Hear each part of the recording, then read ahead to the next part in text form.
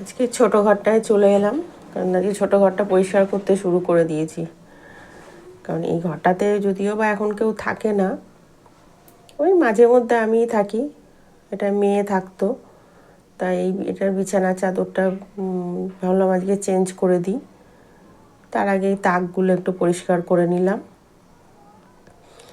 নিয়ে এবার ভাবলাম যে চাদরটা তো এটা তো আর আমাদের ঘরগুলো যেমন সপ্তাহে 2 দিন করে চেঞ্জ করি, এটা 2 দিন চেঞ্জ হয় না, এটা সপ্তাহে 1 দিন করেই চেঞ্জ করলে হয়ে যায়। কারণ ধুলোবালি পড়ে তো সেই জন্য চেঞ্জ করতেই হয়। আর মাঝে মধ্যে আমি এসে একটু বসি টসি এই ঘরে, যার জন্যই ভাবলাম একটু জিনিসপত্রগুলো একটু মোছামুছি করে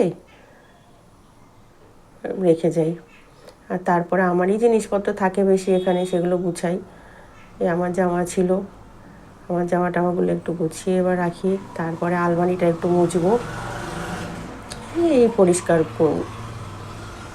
এইভাবেই পরিষ্কার করতে করি একটু একটু করে, এক একদিন এক একটা ঘর। তারপরে এই যে ঘাস মারার ওষুধ দিয়েছিলাম ঘাসে, রাস্তায় ঘাসগুলো সব শুকিয়ে গেছে।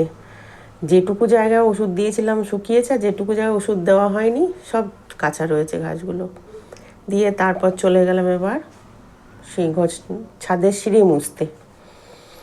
ছাদের সিঁড়িটা তো মানে রেগুলার তো মোছা হয় না, ওই মাঝে সাঝে মানে কি সপ্তাহে 2 দিন পরিষ্কার করা হয়।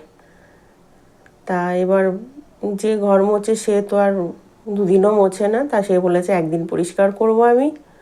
সে 1 দিন পরিষ্কার করে দেয়। আর বৃহস্পতিবার করে তো এবার পরিষ্কার সে 1 দিন মানে সে রবিবার ছাড়া করে না, রবিবারে একটু মুছে দেয়।